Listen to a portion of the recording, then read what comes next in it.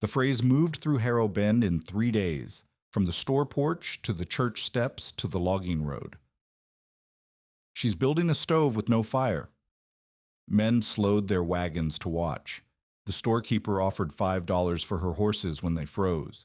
What they saw was a girl dragging rusted iron and barrel hoops through the snow on a sled, piling salvaged metal outside a barn that could not keep out the wind. Inside, 2 draft horses stood idle while she measured circles on the dirt floor with charcoal and a string. She did not explain. She did not look up. She kept measuring. Marthe van Gen was 17 years old, and she owned 2 horses, a broken wagon, $19 in coin, and nothing else that would keep her alive past January. The settlement of Harrow Bend sat along the Big Sioux River crossing in Dakota Territory, 26 cabins strung out along a freight road that went nowhere important. Her father, Kittel van Gen, had hauled goods along that road for 9 years. He had repaired tread powers at grain mills, replaced axle bearings on freight wagons, and taught his daughter to measure everything twice before cutting once. In the spring of 1887, a loaded wagon tipped on a rutted slope 3 miles east of the crossing. Kittel was under it. They buried him before the ground thawed completely, and the men who helped dig said nothing about the debts he left behind. Her mother had died years before that. Marthe did not remember her face clearly, only a voice and a smell of lye soap and the weight of a hand on her shoulder. What she remembered with perfect clarity was her father's hands, scarred across the knuckles, grease-blackened under the nails, always checking something, tightening, measuring. He had left her the 2 Percheron Cross draft horses, Bram and Sable, a harness set, the wrecked wagon, and a habit of counting things other people ignored. That habit was the problem. Every autumn, the men of Harrow Bend logged cottonwood and ash from the bottomland 8 miles east. They stacked the wood in common sheds near the road and divided it by household before the first hard freeze. The expectation, spoken like gospel by every man who had survived more than 2 winters on the plains, was 120 cords minimum. That was the number for 26 cabins, 1 schoolhouse, 1 store, 1 bunkhouse, and the church room where the circuit preacher held services when the roads were passable. 120 cords of dry, split hardwood meant survival. Anything less meant rationing, and rationing in a Dakota winter meant choosing which rooms to heat and which children slept closest to the stove. Marthe had counted 73 cords. She had walked the woodsheds herself in early November, running her hand along the stacked ends, pulling pieces to check the split faces. Much of it was green, cut late, stacked wet, and iced over so that the pile looked larger than it was. Green wood burned poorly. It hissed and smoked and gave back maybe half the heat of seasoned timber. She adjusted her count downward. 60 usable cords, maybe less if the weather turned early. She brought the number to the logging camp's meeting shed on a Tuesday evening when the men gathered to finalize the division. Rufus Bell stood at the chalkboard.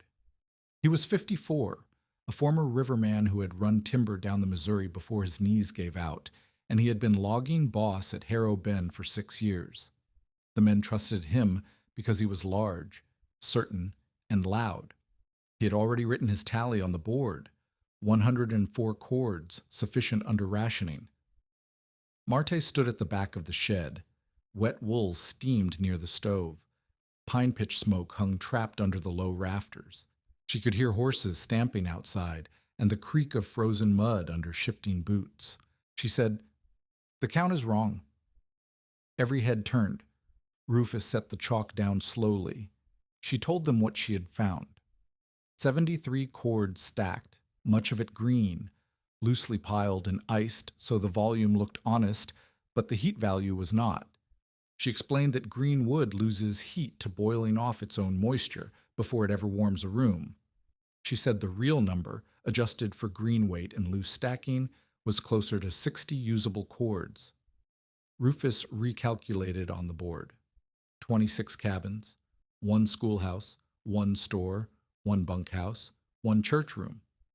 Even under strict rationing, 1 fire per household, no heating of outbuildings, Children doubled up. The settlement needed more than 100 cords to reach April.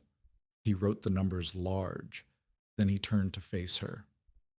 "A girl who knows horses does not know timber," Rufus said.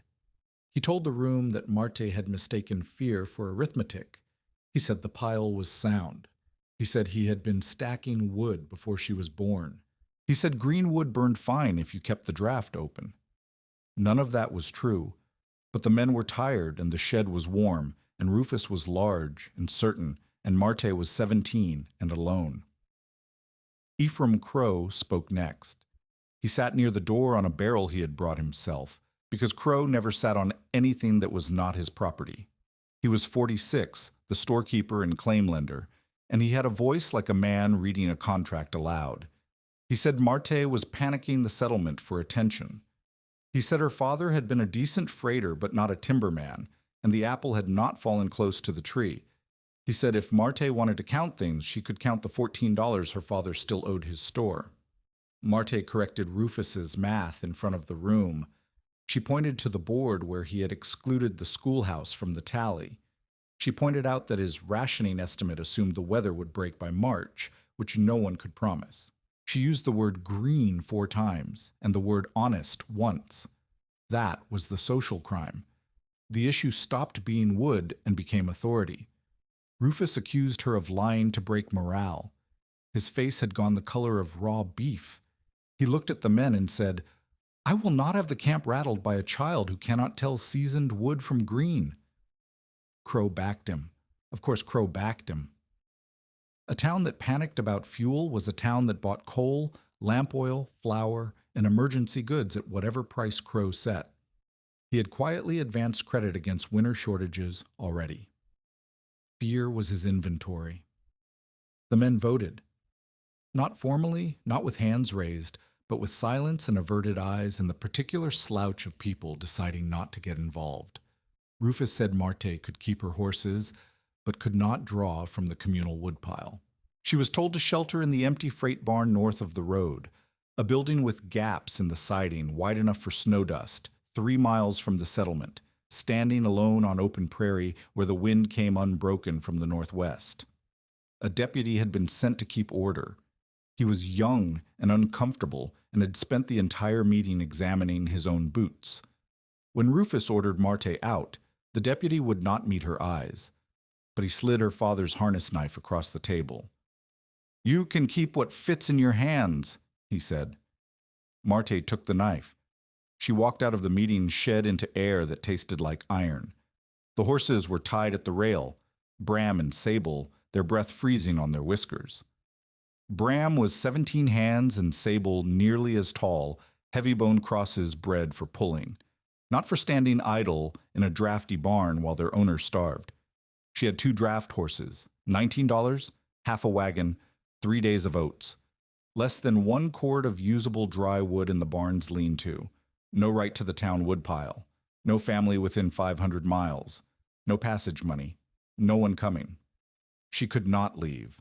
The horses could not travel in deep winter without feed stations, and there were none between Harrow Bend and the next settlement large enough to have a livery. Selling the horses would give her maybe $40, and Crow would set the price, because Crow set every price. $40 bought a rail ticket to nowhere, and no way to eat once she arrived. The freight barn was her only shelter, and the freight barn, without a steady supply of firewood, was a coffin with a higher ceiling. She stood in the dark outside the meeting shed, holding her father's knife, and did the math that no one inside wanted to hear. 1 cord of dry wood, burned carefully, might last 2 weeks in a sealed cabin. The barn was not sealed. The barn had gaps she could fit her fist through. 1 cord in that barn might last 5 days. After 5 days, she would begin burning the wagon. After the wagon, the hay. After the hay, the barn itself. And then nothing. The temperature had not yet dropped below 0. That would come in December. And what came after December was January. And what January brought to the Dakota Plains was the kind of cold that froze cattle standing upright and killed men between the house and the privy. How could anyone survive this? Marte did not ask that question aloud. She asked a different one. She asked it while unhitching Bram, while checking Sable's hooves, while leading them north along the freight road toward a barn she had never intended to live in. She asked, "What does a horse do all day that a woodpile cannot?" The idea did not arrive whole. It arrived broken, the way most useful things arrive, in pieces, at the wrong time, attached to a failure. She spent the first night in the freight barn burning precious wood. She stuffed hay twists into the wall gaps, packed mud between boards where the wind cut through, and fed the small iron stove she had dragged from the wagon wreck. By morning, the woodpile in the lean-to had visibly shrunk. She could count the remaining splits without moving her feet. She had used roughly a fifth of her supply in one night, and the night had not even been particularly cold. The stove ticked as it cooled. The barn creaked. Bram shifted in his stall and blew hard through his nostrils, and the warm cloud of his breath hung in the cold air for a long moment before it vanished. That was when Sable threw a shoe nail. Marte heard the clink of iron on frozen ground and went to check. The nail was not the problem. The problem was that she needed to inspect the hoof, and to inspect the hoof she needed light, and to get light she went to the wagon wreck and pulled out her father's tool crate. Inside the crate was a wheel hub, an old one, cracked, that Kittle had kept for the bearing inside it. She lifted the hub. It was warm, not from the stove. The stove was 10 feet away and nearly dead. The hub was warm because the axle had been rubbing under load during the last miles of travel. Friction. Metal against metal with no grease left, the bearing surfaces grinding, and the mechanical work turning into heat because it had nowhere else to go. She held the hub and smelled scorched grease, and the smell opened a door in her memory so fast she nearly dropped it. She was 8 years old. Her father had taken her to a grain mill where he was repairing a belt drive. The mill used a brake to stop the grinding wheel, an iron shoe pressed against a turning drum. Kittle had loosened the brake to let the wheel spin, then tightened it slowly until the drum screamed and smoke curled from the shoe. He had pressed her palm near the brake housing, not on it, near it. The heat pushed against her skin like a living thing. "Feel that," he had said. "A wheel does not stop for free. Something takes the work. If it is iron, the iron gets hot." She had pulled her hand away. He had smiled. "If it is water," Kittle had said, "the water remembers." She had not understood then. She understood now. The conventional approach to surviving a winter was simple. Burn fuel to heat air. Wood, coal, buffalo chips, corn cobs, anything that would catch flame. The entire settlement was organized around this principle. Logwood, stack wood, burn wood, count wood, fight about wood, but fuel was only stored work. A tree had spent decades pulling energy from the sun, locking it into cellulose and lignin. Burning released that work as heat. The wood was not magical. It was a battery, and batteries were not the only source of work in a frontier barn. Marte looked at Bram. Bram looked back. He was a 1,200-pound Percheron cross who ate oats and hay and converted them into the ability to pull 2,000 pounds up a grade. Every day he stood in his stall, he burned feed and produced body heat and accomplished nothing. Every day Sable stood beside him, she did the same. 2 living engines, idle, radiating warmth into a barn too leaky to hold it. What if the horses did not just stand? What if they worked, not to pull a load down a road, but to turn a shaft inside the barn? And what if that shaft turned a brake, and the brake got hot, and the heat went not into the air where it would vanish through every gap in the siding, but into water, where it would stay? Water holds heat the way wood holds nails. Reluctantly, but once committed, it does not let go easily.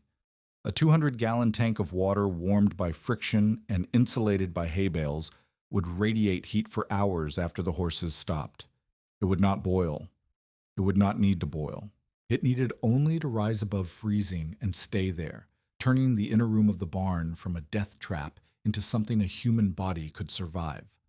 The design assembled itself from things her father had left behind.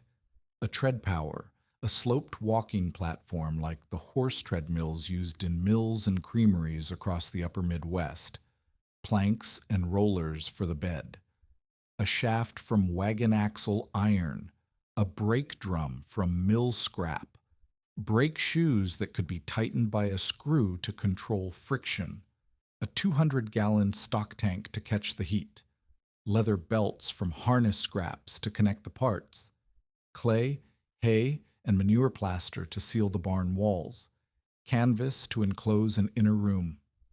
None of it was new. Tread powers existed. Friction brakes existed. Stock tanks existed. The only new thing was the arrangement, using all of it not to grind grain or saw wood, but to convert a horse's walking into captured heat. If it worked, the risk calculation was brutal.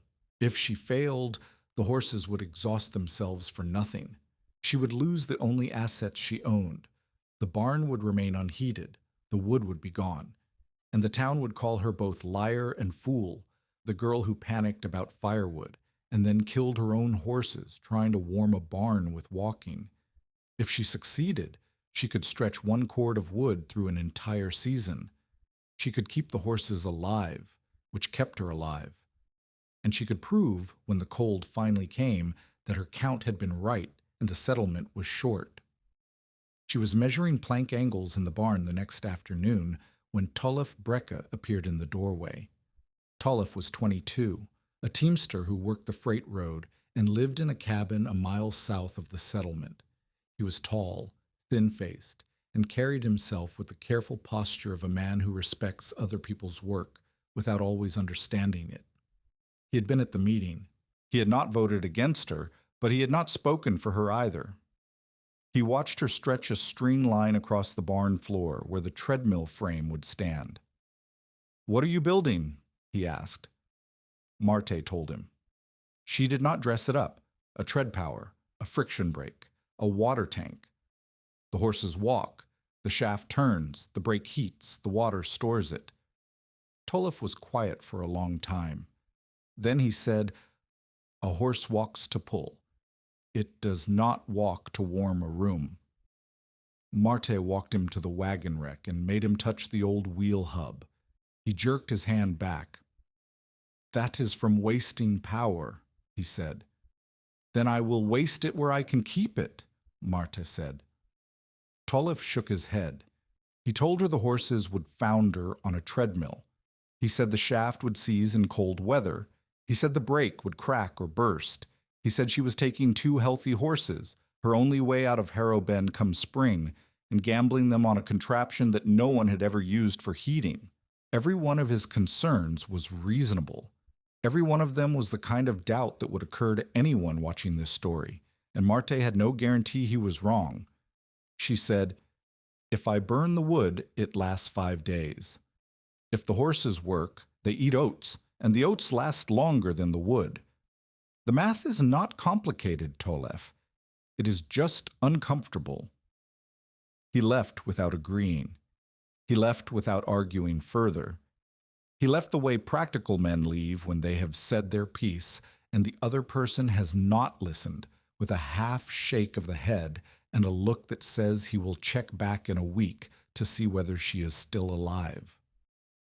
Marte had the principle. She did not yet have the craft to build it safely, and the town was already making sure she would build it alone. Ephraim Crow started it. The phrase traveled from his store porch to the church steps to the logging road within 3 days. Marte van Gen is building a stove with no fire. It was a good phrase. It was simple, memorable, and made her sound deranged. Men slowed their wagons to stare at the salvaged iron piled outside the barn. Women crossed to the other side of the road when they passed. The boys from the settlement came in packs of 3 and 4 to watch from a distance, daring each other to get closer, as if the barn contained something dangerous and slightly unclean. Crow himself appeared on the 4th day. He stood outside the barn in a wool coat that fit him properly. Crow always wore clothes that fit him properly. because Crow could afford a tailor in Sioux Falls, and watched Marte drag a rusted brake hoop through the snow. "When your horses freeze," Crow said, "I will give you $5 for the pair." Marte did not answer. She marked the barn floor with charcoal and kept walking the circle where the treadmill frame would stand. $5 for 2 Percheron crosses worth 60 each in spring. That was not an offer. That was a measurement of how little Crow thought she was worth. 3 days later, Rufus arrived with 2 loggers. They stood in the barn doorway and watched Marte fitting a bent wagon tire into a frame jig. Rufus said she could not scavenge from the saw pit because camp iron belonged to camp men. Marte showed him the maker's mark on the tire, her father's mark, a small K stamped into the curve. The tire had come from Kittle's own wagon. Rufus backed down. But he did it loudly, telling the loggers as they walked away that the girl was too proud to ask for a proper stove and too stubborn to accept that she was wrong about the wood count. He said it in the voice men use when they are performing for an audience, pitched to carry, heavy with certainty he did not feel. The social loss deepened. Women who might have traded food or shared flour avoided the barn because their husbands worked for Rufus and their credit ran through Crow's store. Alma Katie, the school teacher, left a loaf of bread near the barn door one morning before dawn. She did not knock. She did not come inside. The loaf sat on a split board with a cloth over it, and when Marte found it, the cloth was stiff with frost. Crow's boys came again that afternoon. 2 of them, 12 or 13 years old, full of borrowed courage. They threw a chunk of ice through a loose board on the north wall. It struck the ground near Sable's stall, and Sable shied sideways, slamming her hip against a post. Marte repaired the board with shaking hands. The repair cost her 2 hours of daylight she could not spare. She had $12 left after buying oats. The nails she needed cost $6 at Crow's store, triple the fair price. She had no iron for the brake drum. She had no bearing blocks for the roller shaft. She had a principle and a plan and a chalk drawing on a dirt floor, and 2 horses who trusted her, and a town that had decided she was either dangerous or pathetic, and winter was 6 weeks away. She started building on a morning when the temperature sat just above freezing and the light came pale through the barn's eastern gaps. She had squared the treadmill frame using Kittle's old framing square and a plumb line made from twine and a nail. The platform would be 12 feet long and 5 feet wide, large enough for Bram to walk without crowding, narrow enough to fit inside the barn's center aisle. The cross slats came first. She ripped them from the wagon bed using a draw knife and a pry bar, working until her forearms burned and her grip weakened. Each slat needed to be the same width within a 1/4 inch, because an uneven tread bed would catch a horse's hoof and snap a leg. She measured each one. She marked each one. She discarded 4 that had hairline splits along the grain. The rollers were worse. She needed 3 smooth cylinders to carry the belt, and she had no lathe. She selected straight ash poles from the woodpile, shaved them round with the draw knife, and tested them by rolling them on the flat floor. 2 wobbled. She shaved them again. The 3rd cracked when she drove the bearing pin. She spent an entire day on rollers. Bram watched from his stall, ears forward, occasionally lipping at the sawdust that settled on the rail. Sable slept standing, her cut foreleg wrapped in a strip of flour sack. The bruise from the ice chunk was purpling under the wrap. By the end of the first week, Marte had the tread frame squared and the first roller mounted. The belt was not yet stitched. The brake assembly did not exist. The tank was an empty shell with a rusted seam she had not yet patched. She had spent 9 of her remaining $12 on oats, nails, and axle grease. She had $3 left and 6 weeks until the deepest cold. She worked from first light until she could no longer see the chalk marks. She ate once a day, oat porridge cooked on the small stove using wood she could not afford to burn. She lost weight she did not have to lose. Her hands cracked and bled in the dry cold, and the cracks filled with iron rust and axle grease that would not wash out. The weather cooperated briefly. A string of clear days with temperatures above 20 degrees let her work without gloves. She stitched the tread belt from doubled canvas and leather, using harness needles and waxed thread, punching each hole with an awl until her palm blistered. The belt needed to grip the slats and wrap the rollers without slipping sideways. She sewed for 2 days. The stitching held when she tested it by pulling with both hands. It would have to hold under 1,200 pounds of walking horse. Then a thaw came, and the barn floor turned to mud. The mud froze overnight into a surface like broken concrete, and the treadmill frame, which she had leveled carefully on the hard-packed dirt, sat crooked by 1.5 inches.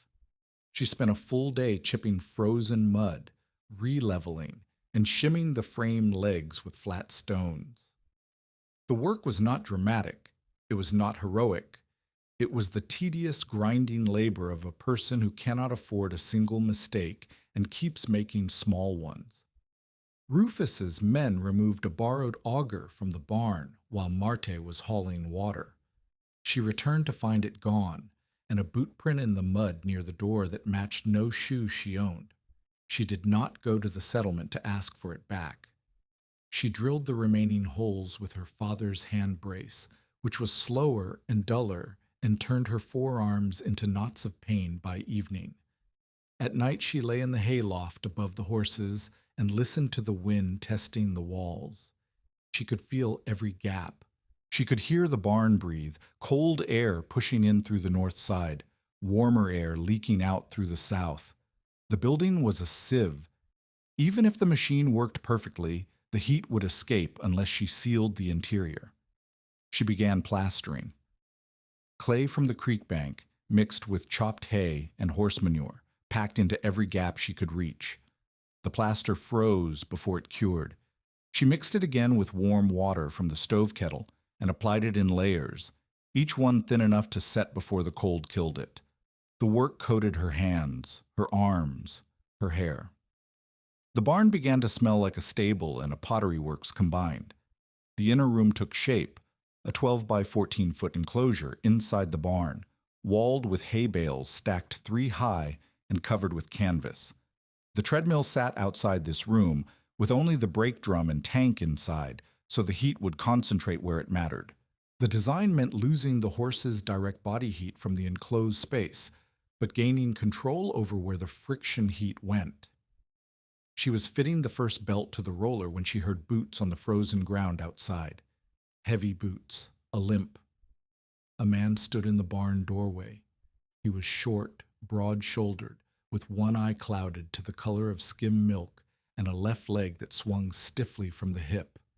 His coat was patched at both elbows, and his beard was white and trimmed close. He carried a canvas roll under one arm, the kind millwrights used to hold wrenches and files. He looked at the chalk marks on the floor. He looked at the tread frame. He looked at the roller alignment, the belt stitching, the careful spacing of the cross slats. He looked at all of it for a long time without speaking. Then he said, "You know where the heat is. You do not yet know where the killing part is." His name was Burnt Moan.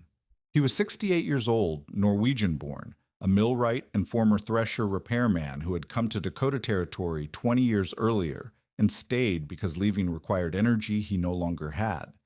He lived in a dugout 2 miles south and sharpened tools for food. He had one clouded eye from a grain husk, a limp from a belt accident that had wrapped his leg around a shaft at 40 revolutions per minute, and hands that knew the inside of every machine built between 1850 and 1880. He had come to the barn because he had heard the ridicule. He had expected foolishness. He had found something else. "The rollers are true," he said, crouching beside the frame. "The slat spacing is correct. The belt gauge is heavier than I would use, but it will not tear." He touched the frame joint where Marte had pegged the cross member. "This is your father's work. not the joint, the thinking. He stood up. His bad leg made the motion slow and careful. I will not build it for you, he said. I will show you what kills people in machines like this. What you do with that is your own. Marthe did not thank him. She did not cry. She picked up the draw knife and said, "The brake drum. I do not have iron heavy enough." Burnt Moan opened his canvas roll. Inside, among the wrenches and files, was a section of cast iron pipe, heavy, smooth bored, 6 inches in diameter, salvaged from a thresher he had dismantled 3 years before. "You do now," he said. He did not rescue her. He joined her because competence deserved help, and because he was old, and because he had spent 20 years sharpening other men's tools, and had almost forgotten what it felt like to build something that mattered. Outside the barn, the wind shifted northwest. The temperature dropped 4 degrees between noon and dusk. Winter was no longer 6 weeks away. It was closer. Tell us in the comments, have you ever been doubted by someone who did not understand what you were building? Marthe had no crowd behind her yet. She had only a barn, 2 horses, and a machine that could still kill them all. And the one man who understood the machine had just told her it had a killing part she had not yet found. Burnt Moan did not teach by explaining. He taught by breaking things. The first morning he arrived before dawn with his canvas roll and a tin cup of coffee so bitter Marthe could smell it from the loft. He walked the treadmill frame end to end, pressing his weight on each joint. He tested the roller mounts with a pry bar. He ran his thumb along the belt stitching and said nothing about any of it. Then he took the belt off the roller, carried it outside, and dropped it in the snow. Marthe followed him. "What are you doing?" "Wet leather stretches," Burnt said. "Then it freezes. Then it shrinks past where it started. If your belt has not survived a freeze, you do not know your belt." He left it in the snow for 2 hours. When they brought it back inside and dried it near the stove, the stitching held, but the canvas backing had pulled away from the leather at one corner. Burnt pointed to the gap. "That is where Bram's hoof catches," he said. "That is where the belt walks sideways. That is where a 1,200-pound horse stumbles and breaks a roller, and the shaft comes through the frame and takes your knee." Marthe restitched the corner with a double lap joint, riveted through with copper tacks from her father's harness kit. Burnt tested it again. This time the gap held. "Better," he said. "Not safe. Better." That was the first lesson. Belt discipline. A loose belt slips and wastes motion. An overtight belt tears bearings apart. The correct tension is the one that makes a specific sound, a low, even hum when the roller turns at walking speed. Too tight and the pitch rises.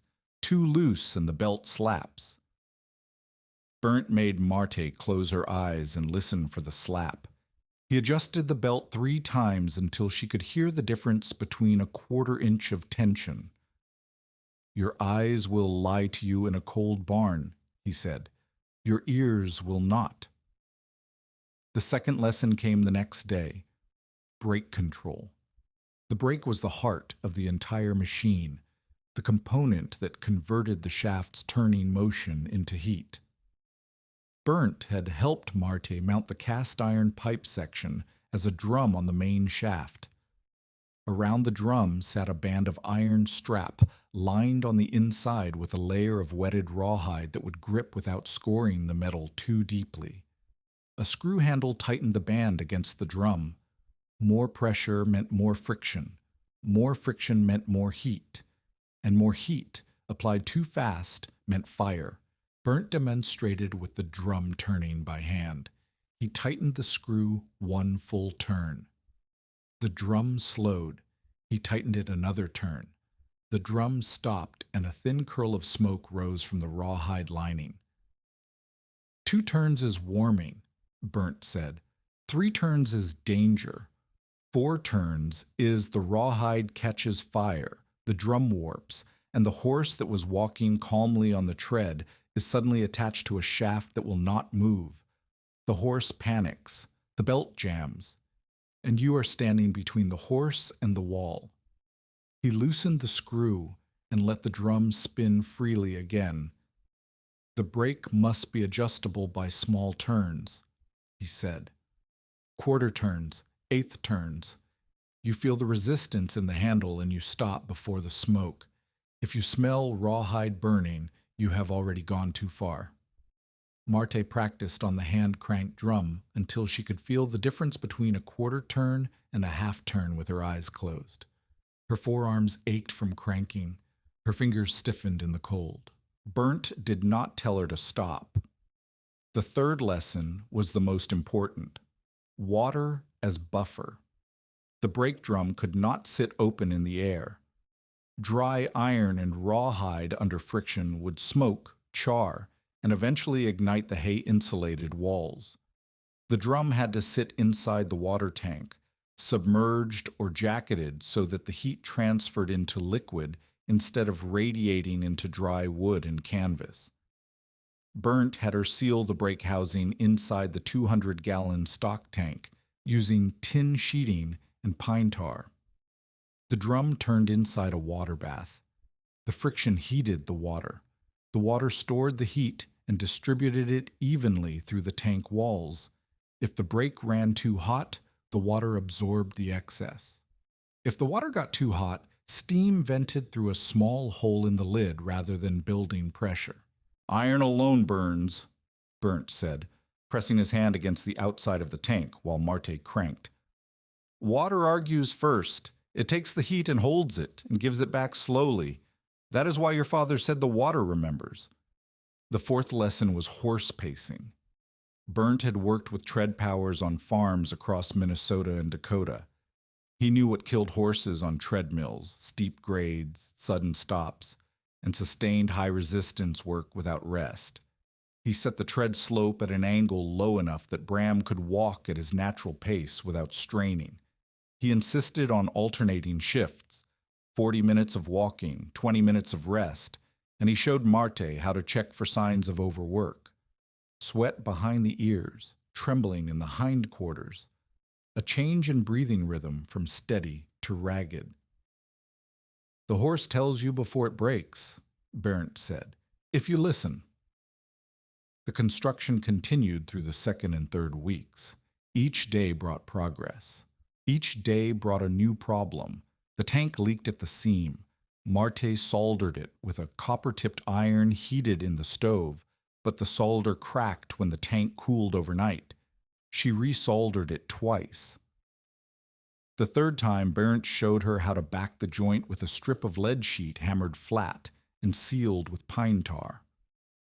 The shaft-bearing blocks, the mounts that held the axle in position, were the wrong size.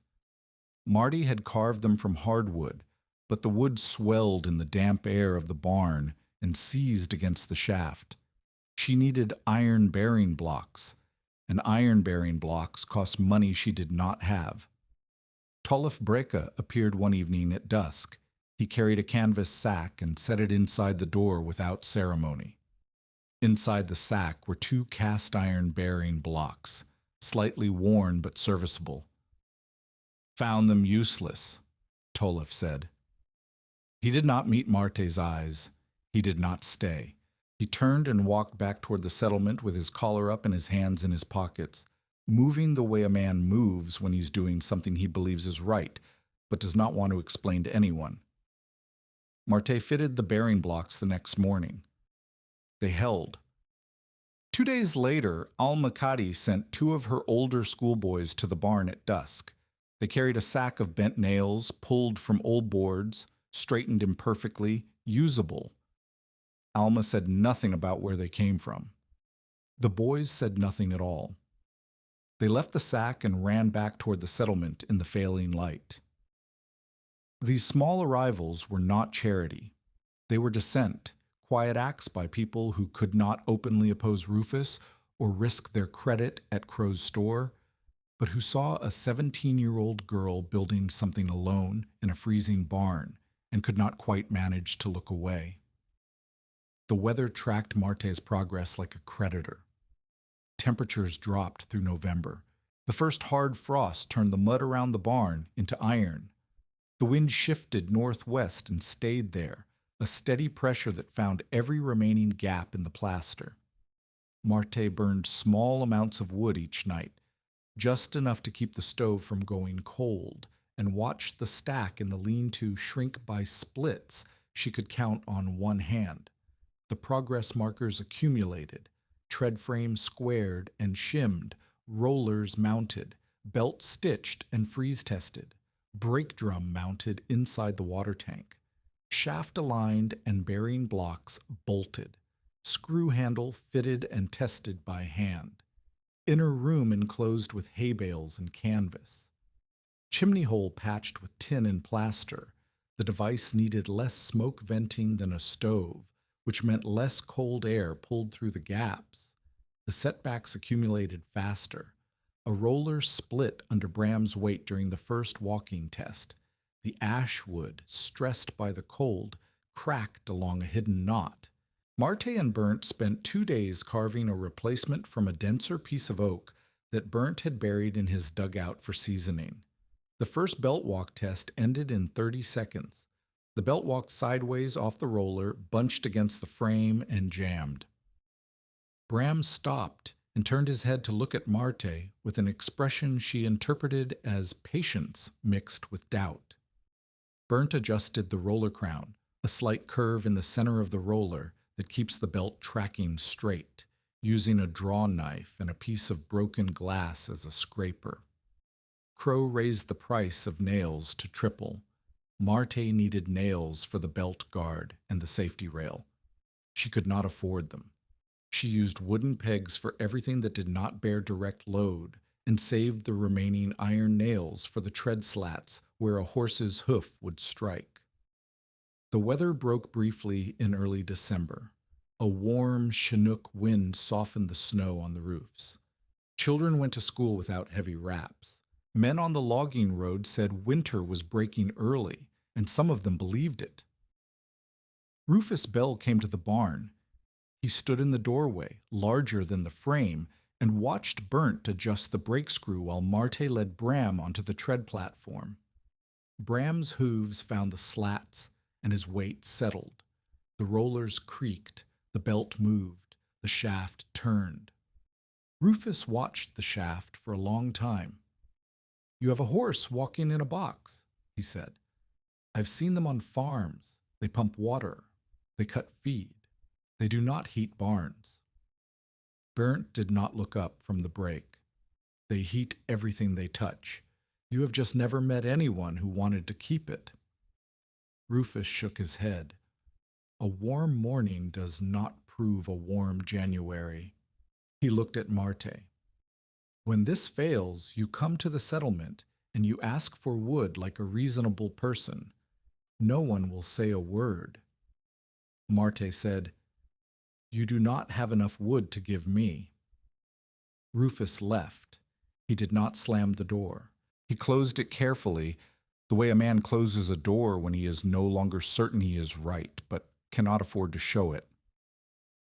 The first real test came before dawn on a morning in mid-December, when the temperature sat at 11 degrees above zero and falling. Marte fed Bram a double handful of oats and checked his legs, joints warm, hooves solid, no swelling. She led him onto the tread platform. He stepped up with the calm of a horse who had done this 30 times in practice runs and understood that the floor would move under him and nothing bad would follow. Burnt stood beside the brake screw. Tolef Brecka stood in the doorway, pretending he had only come to return a file. Marte released the tread lock. Bram walked. The platform moved. The rollers turned. The shaft turned. The belt hummed at the pitch Burnt had taught her to hear. Burnt tightened the brake. 1/4 turn. Nothing happened except creaking wood and the deep, steady rhythm of Bram's hooves on the slats. His breath hung in the cold air. The tank sat still and gray. Then the tank gave a faint metallic tick. the sound of iron expanding under heat. One full turn on the brake. The shaft resisted. Bram leaned into the tread the way a draft horse leans into a collar, not straining, just working. The belt hummed lower. The brake made a sound like a fingernail on warm stone. After 30 minutes, Burnt placed his hand on the outside of the tank. He held it there. He nodded. After 1 hour, Marte checked the water through the inspection hole. Steam ghosted from the surface. Not a boil, not even close, but the thin mist that rises when water passes from cold to something warmer. After 2 hours, alternating Bram and Sable in shifts, the inner room rose enough that frost softened on the nail heads. Water beaded on the canvas walls. The air inside the hay bale enclosure felt different, not warm the way a house with a stove feels warm, but blunted. The killing edge of the cold had been pushed back. Marte checked the wood stack. She had burned 3 splits for the cook stove. The friction heater had used none. Early performance, 2 hours of walking raised the tank from ice cold to hand warm. 4 hours made the inner stall survivable without adding wood. The horses could work in alternating shifts without lathering if the brake stayed at moderate tension. A small cook fire was still needed for meals, but not for primary warmth. Tolov stepped inside the hay bale room. He put his hand on the tank. He pulled it back, not from heat. The tank was warm, not hot, but from surprise. "How long does it hold?" he asked. "We will find out tonight," Marte said. By morning, the tank had cooled but not frozen. The inner room had dropped to a temperature that made breath visible but did not form ice on the walls. Marte calculated. The 200-gallon mass of warmed water, insulated by hay bales and canvas, radiated usable heat for roughly 6 hours after the horses stopped. 6 hours of free warmth for every 4 hours of walking. She had not beaten winter. She had bought time against it at a rate no woodpile could match. Rufus said a warm morning proved nothing. Crow said she was wasting horseflesh on a novelty. The mild weather continued. Warm winds, softening snow, an almost spring-like quality to the afternoons that made December feel like a mistake. Burnt grew quiet. He stood outside the barn each evening and watched the sky. He checked the barometer, a mercury tube mounted on a board in his dugout, and said nothing about the readings. He brought extra oats without being asked. He checked every joint in the treadmill twice. On the evening of the 11th of January, he told Marte to fill every bucket in the barn with water and to bring the horses' blankets inside the hay bale room. "Why?" Marte asked. Barent said, "Because I have seen weather like this before." The sky closed on January the 12th at noon. Marte saw it from the barn door, a dark wall advancing from the northwest, stretching from the ground to a height that had no top. The air ahead of it was still warm. Behind it, the wind was already screaming. The wall hit Harrow Bend in minutes. The temperature dropped so fast that the moisture in the air froze into crystals that cut the skin. Snow did not fall. Snow drove sideways, horizontal, mixed with ice dust so fine it passed through wool. Visibility went from a mile to 50 yards to the length of an arm. The sound was not like a storm. It was like standing inside a drum while someone beat it without stopping. Marte pulled the barn door shut and barred it. The north wall shuddered.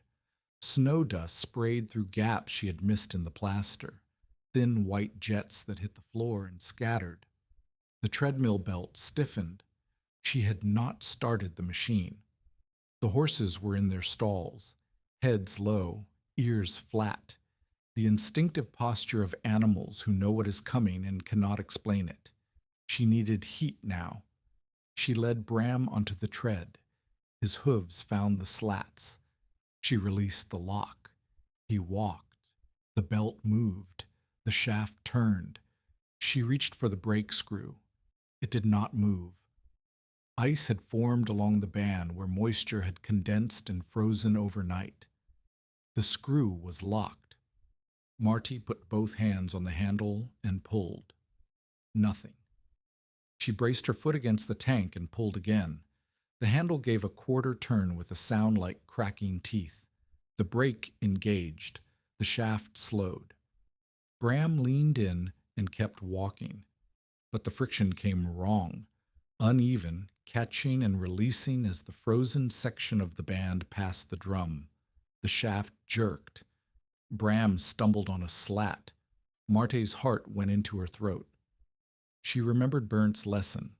Not the words, the motion. He had loosened the brake when she wanted to tighten it. He had said heat that comes too fast leaves fast too. He had said quarter turns, eighth turns. She loosened the screw instead of forcing it. Let the friction come gently.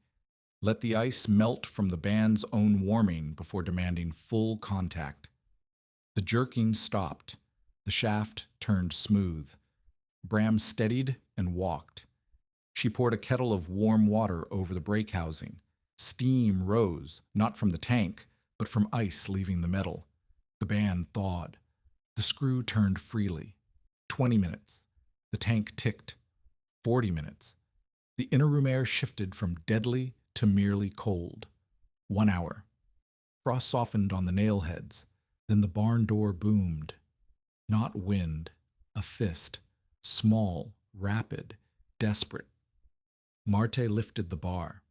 A girl fell through the gap, maybe 8 years old, blue-lipped, frost on her eyebrows, one mitten gone, the other soaked through. She was shaking so hard her teeth made a sound like gravel in a cup. Nora Cady, Alma's niece. She had been walking from the schoolhouse when the storm hit and had followed the fence line north by touch until she reached the barn.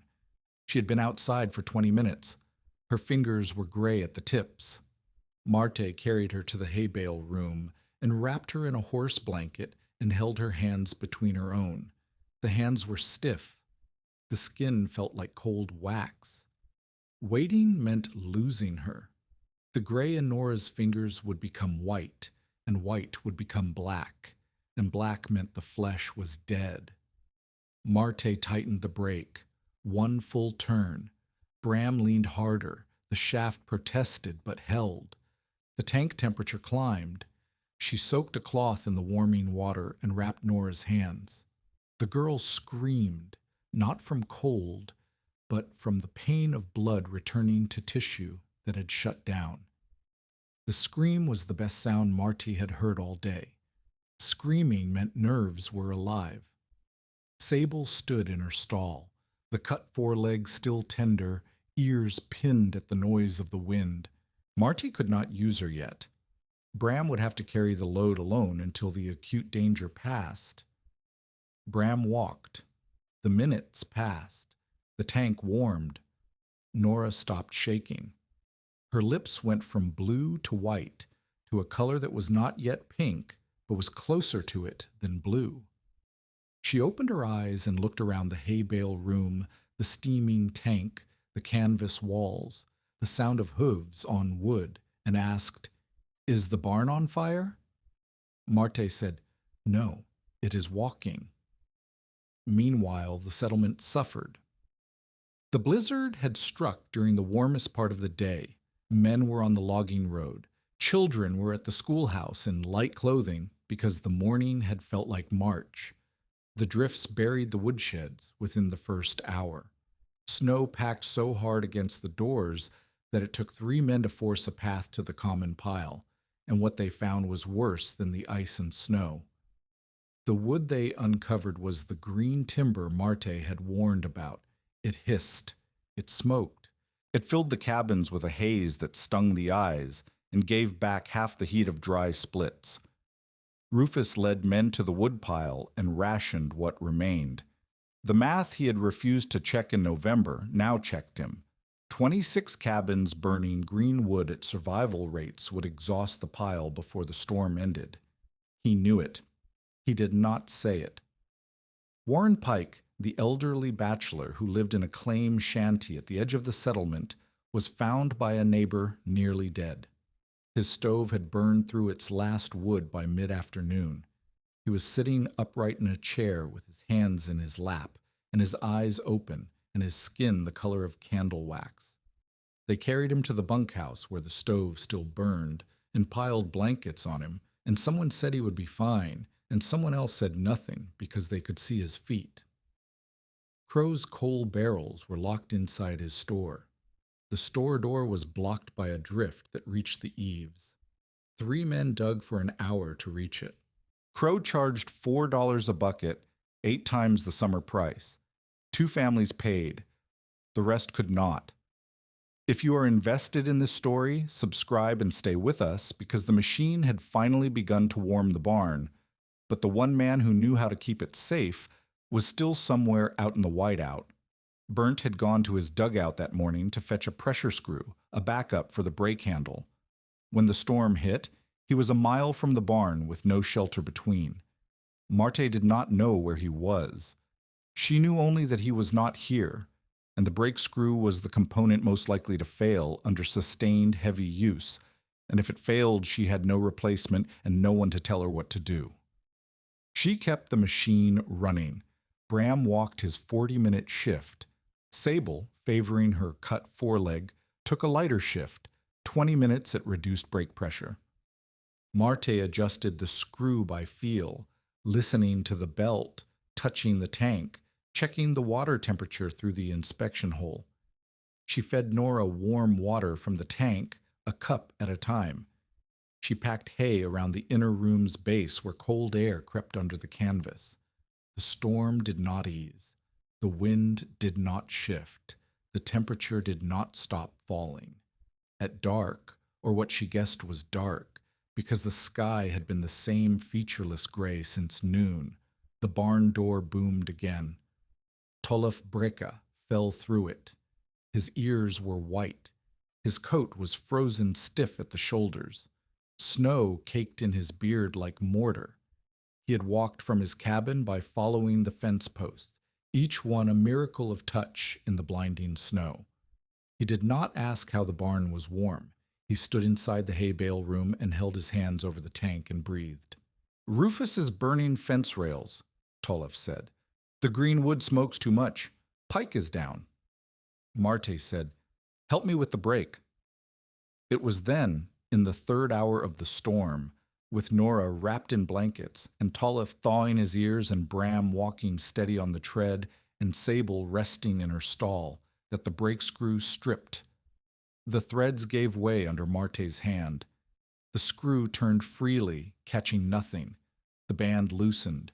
The friction died.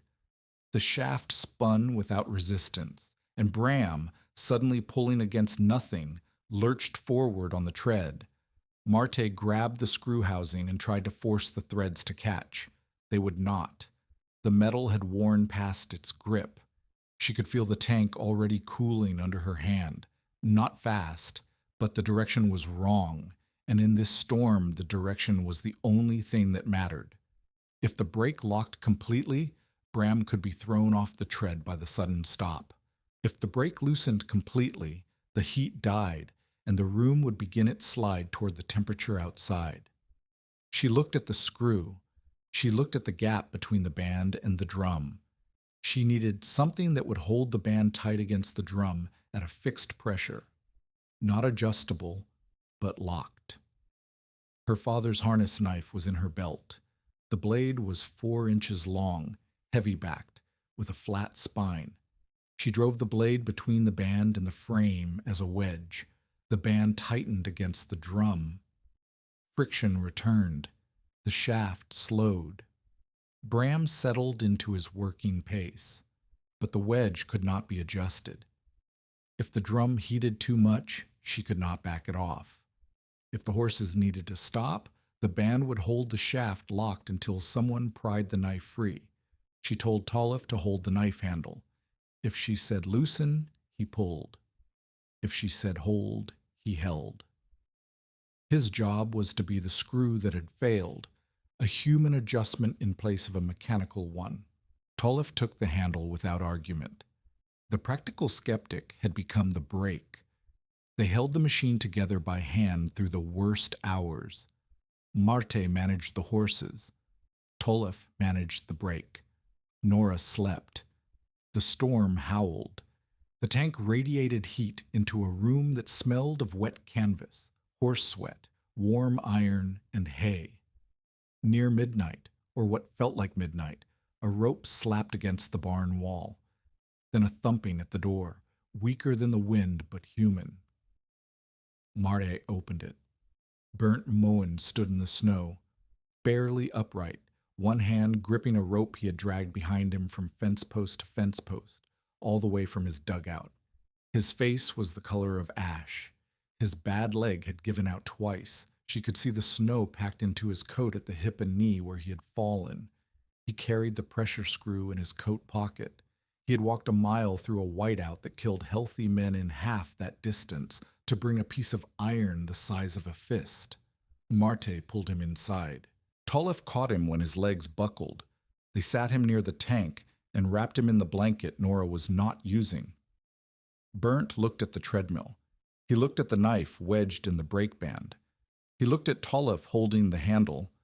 He looked at the tank, still warm, still radiating, still doing the thing Marte had built it to do, even after the primary control had failed. He looked at Marte. "Millwright," he said. It was the first time anyone had called her that. They replaced the screw by firelight. Burnt's hands shook too badly to thread the new piece himself. He talked Marte through it, quarter turn to seat, half turn to test, listen for the belt, feel the resistance, stop before the smoke. She threaded the screw. It caught. The brake engaged smoothly. The barn did not become paradise. The inner room was wet, loud with wind, thick with the smell of animals and hot iron and human sweat. But the temperature held above freezing. The tank radiated. The horses worked in shifts. The wood stack sat in the lean-to nearly untouched. 3 splits burned for cooking in 12 hours of the worst blizzard in a generation.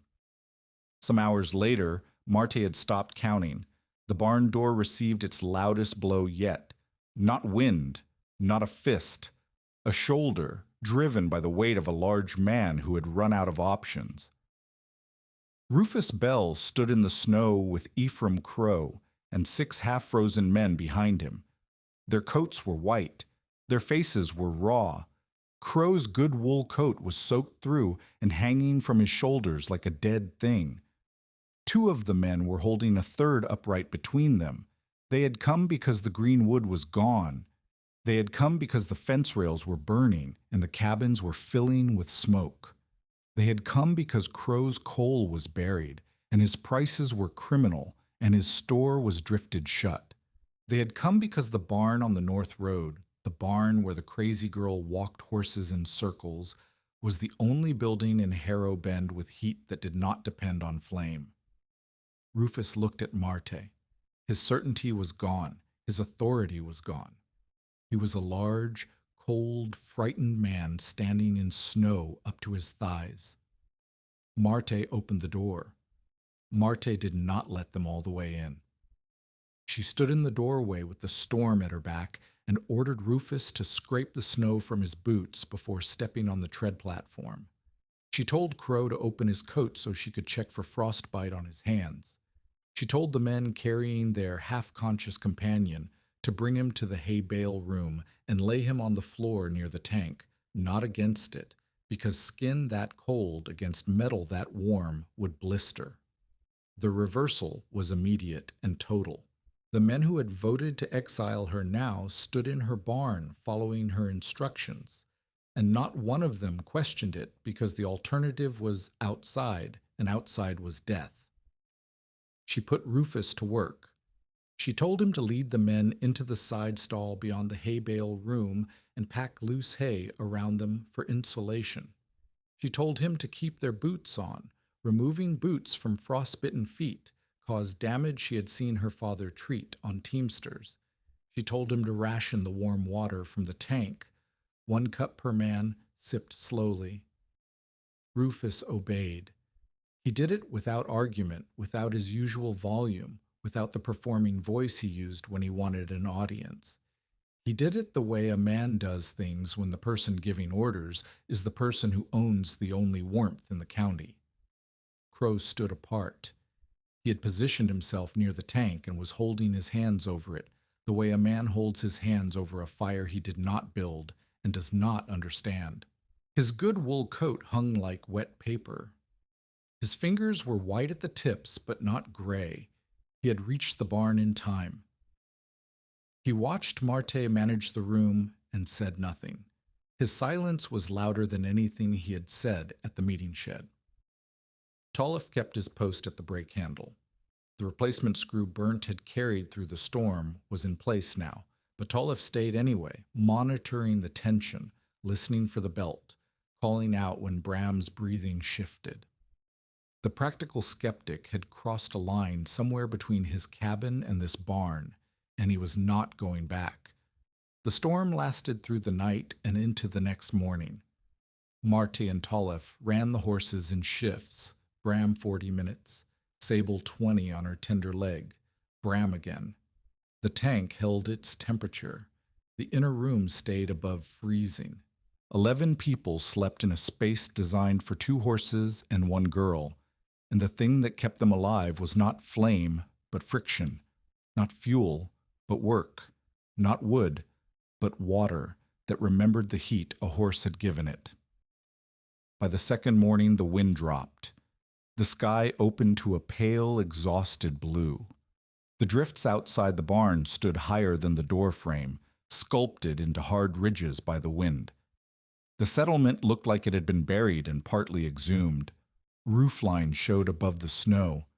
Chimney smoke rose from the cabins that still had wood to burn, which was fewer than half. The men left the barn in groups of 2 and 3, digging paths toward the settlement. Rufus was last. He stood in the doorway for a moment, looking at the treadmill, the brake drum, the tank still radiating heat into the morning air. "I called your count a lie," Rufus said. Marte was checking Sable's foreleg. She did not look up. "The woodpile is still short." "No," Rufus said. "I mean, I called you a liar." He removed his cap. He held it against his chest the way men did in that time and place when they meant something they could not easily say. The apology was public. Tolliff heard it. Burnt heard it. Nora Katie heard it from her blanket nest near the tank. It would travel back to the settlement with the men who had left before him, and by nightfall every household in Harrow Bend would know that Rufus Bell had taken off his cap in Marte Vangen's barn. He put the cap back on and walked out into the snow. The numbers told the story that words could not. Rufus's cabin had burned through 3 days of rationed wood in 1 night of the blizzard. The green timber smoked so badly, his wife had opened a window for air, which defeated the stove entirely. By morning, they were burning chair legs and a door frame from the lean-to. The schoolhouse had exhausted its wood supply before midnight. Alma Katie had moved the remaining children to the bunkhouse, which had a larger stove and a small reserve of dry splits. 2 children suffered frostbitten toes during the 50-yard walk between buildings. Warren Pike's claim Shanty had run out of fuel by mid-afternoon. He survived only because a neighbor checked on him. His right foot would never fully recover. Crow's store, stocked with coal barrels he had been pricing for maximum winter profit, sat buried under a drift so dense it took 4 men 2 days to dig the door clear. By the time they reached the coal, the emergency was over. His barrels sat in the dark store like a monument to a business model the storm had made obscene. Marte's barn had burned 3 splits of wood in 12 hours. 3 splits. The rest of the heat had come from Bram and Sable walking on a tread, turning a shaft, pressing a brake against a drum inside water. The 200-gallon tank had acted as a heat store, continuing to radiate warmth for 6 hours after the horses rested. The inner room had held above freezing through the worst sustained cold the settlement had experienced. The comparison was not subtle, and the settlement was not stupid.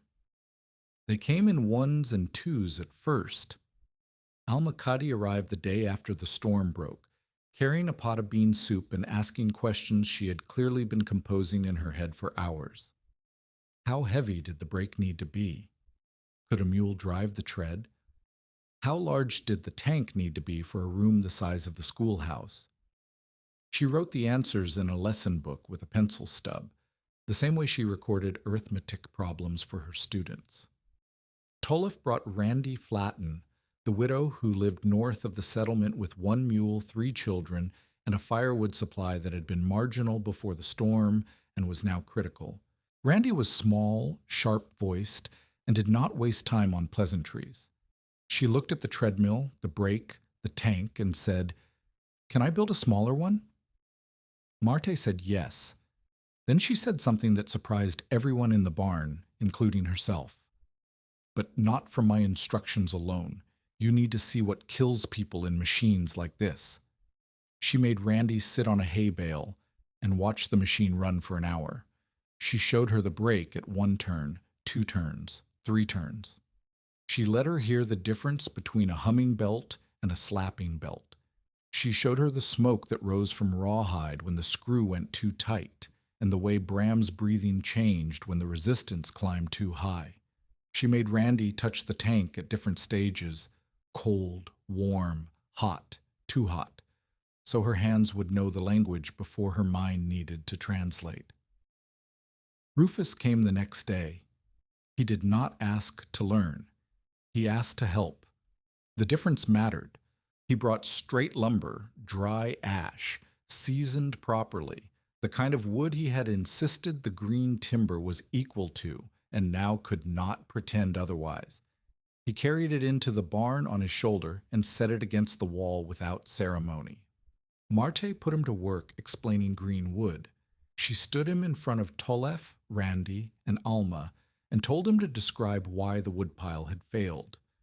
Rufus, who had spent 2 months insisting the pile was adequate, now had to stand in front of the people he had led and explain the chemistry of moisture in unseasoned timber, how it absorbs heat to boil off its own water before it ever warms a room, how a cord of green wood gives back roughly half the heat of the same cord seasoned, how a loosely stacked pile deceives the eye because ice fills the gaps and makes volume look like density. He explained it well. He explained it the way a man explains something he has understood for a long time but refused to admit. The men and women listening nodded. They did not mock him. Marte had not set this up as humiliation. She had set it up as teaching, and the distinction was the reason Rufus did it. Crow watched from outside. He did not enter the barn. He stood near the sled track where men came and went, and his face carried the expression of a man calculating losses, not in money, though the money was bad, but in position. His winter pricing scheme required fear. The machine replaced fear with work. Every household that built a friction heater was a household that did not need Crow's coal at $4 a bucket. He came to the barn on the 3rd day after the storm.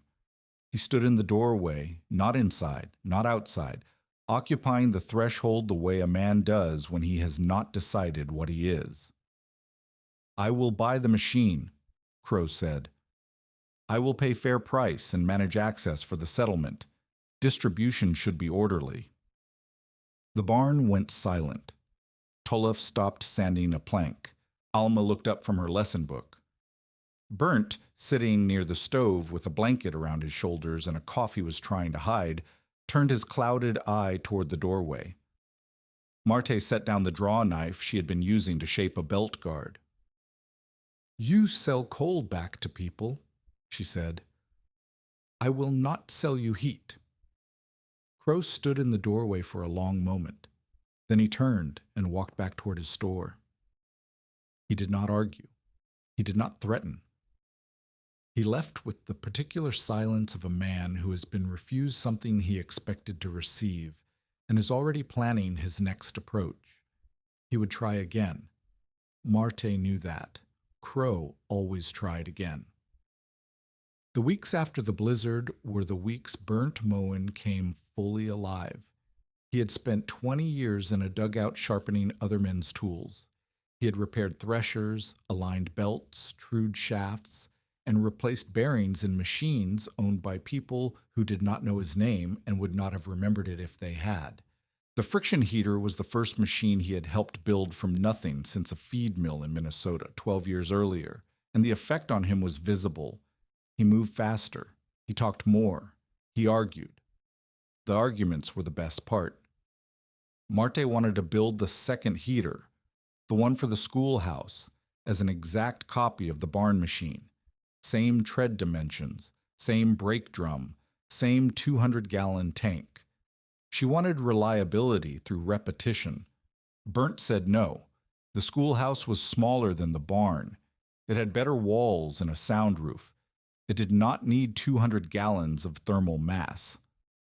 A 100-gallon tank with a lighter brake would heat the room faster and require less from the mule that would drive it. Scaling down was not just economy, it was respect for the animal. They argued for 2 days, not politely. Marte said a larger tank was safer because it absorbed mistakes. Burnt said a larger tank was lazier because it masked poor brake control.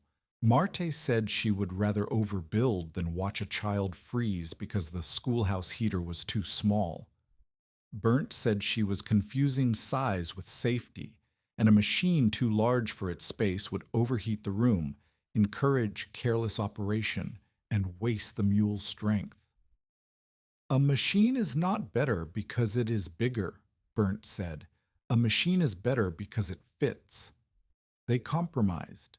The schoolhouse heater used a 120-gallon tank, larger than Burnt wanted, smaller than Marte wanted, with a lighter brake assembly and a tread platform sized for Randy's mule.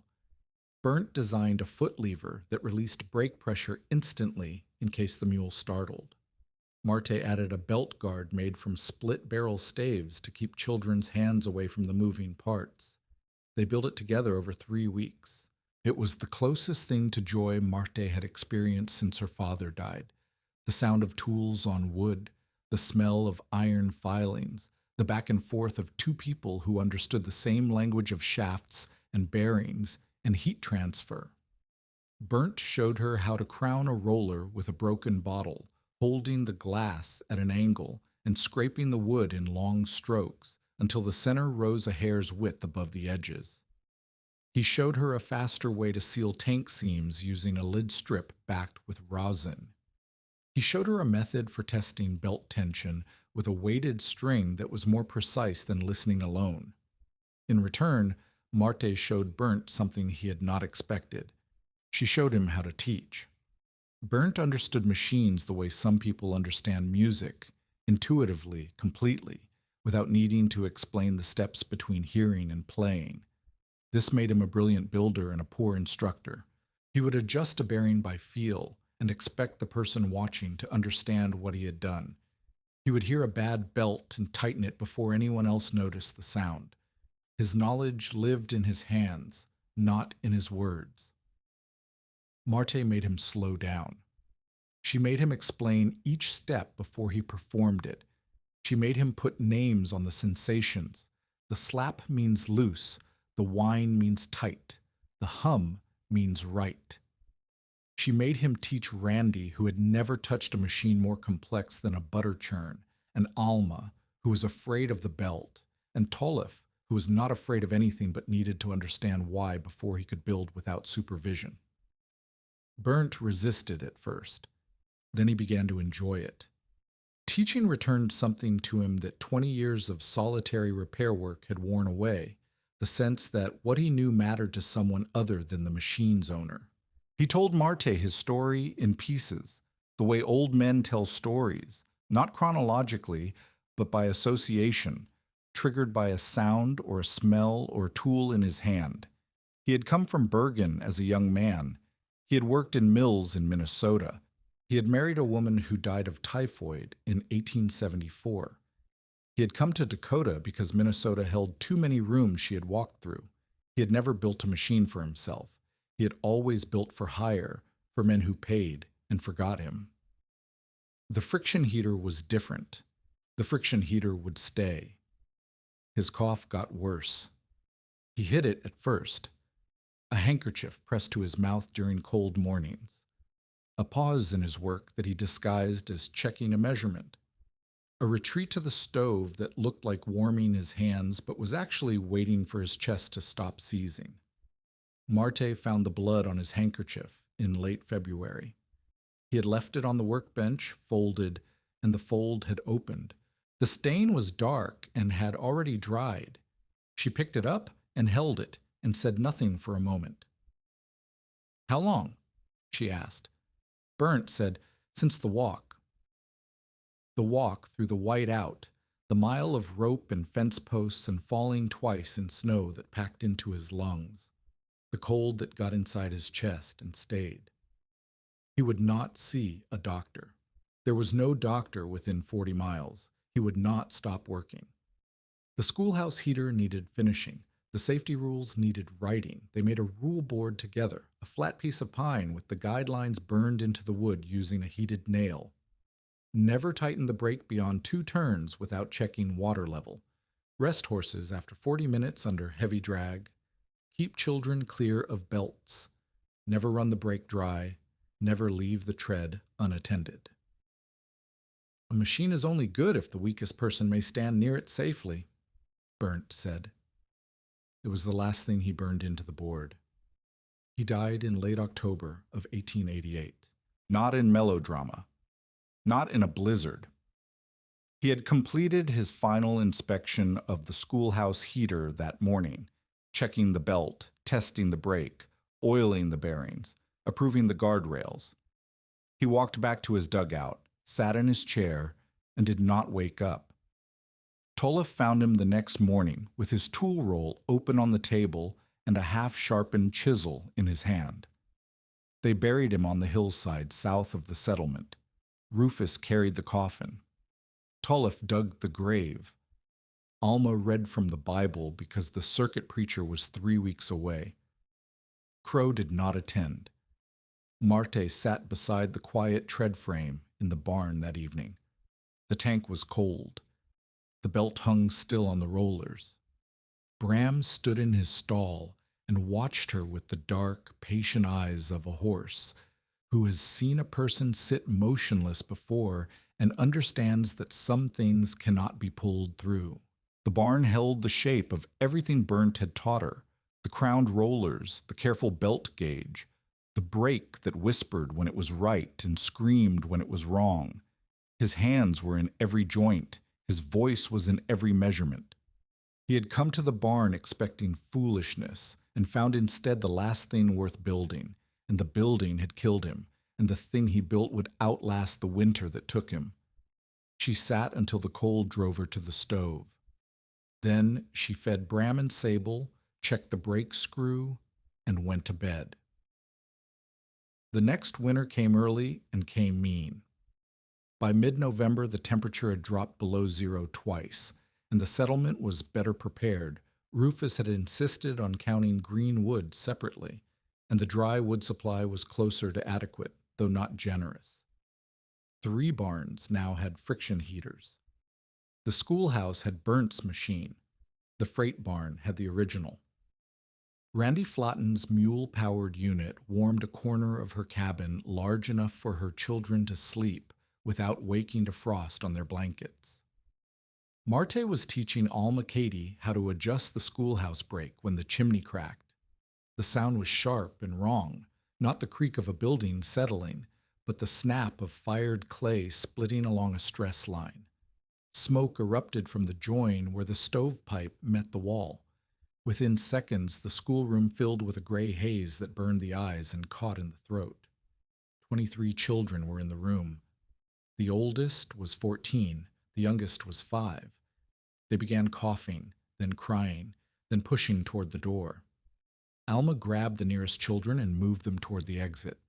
The door opened into wind and snow, a hard, steady blow from the northwest that drove the cold into the room as fast as the smoke drove them out. The road to the settlement was a quarter-mile of open ground with no windbreak. 3 of the youngest children wore no coats because they had hung them near the stove, which was now surrounded by smoke. The schoolhouse heater sat in the corner. Burnt's design. The 120-gallon tank, the mule tread, the foot release brake, the belt guard. It had not been running. The stove had been sufficient for the morning's cold. The chimney crack changed the math. Marte made the decision in seconds. She could not fix the chimney with children in the room. She could not send 23 children into the wind without coats. She could clear the smoke, start the heater, and keep the room warm without the stove. She told Alma to open the window on the lee side, the side sheltered from the wind. Smoke poured out, cold poured in. The room temperature dropped fast. She led Randy's mule onto the tread. The mule, smaller and more nervous than Bram, shied at the platform. Marte held the lead rope close and walked alongside the tread until the mule settled into a rhythm. She engaged the brake. Quarter turn. The shaft resisted. The mule leaned in. She was alone at the machine. Burnt was gone. Tollef was at the freight road. No one in the room understood the brake the way she did. She applied Burnt's lessons one by one, hearing his voice as she worked. Vent first. The window was open. The smoke was clearing. Good. Reduce drag. The mule was smaller than a horse.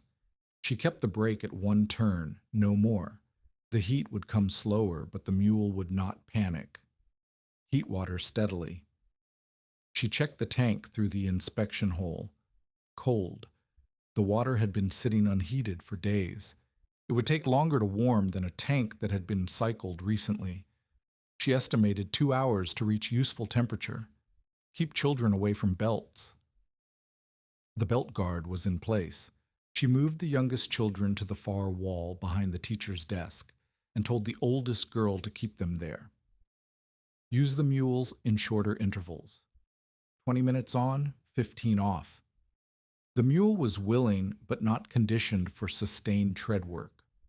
She watched its breathing. She listened for the change from steady to ragged. The smoke cleared. The cold stayed. The stove sat useless with its cracked chimney leaking into the wall.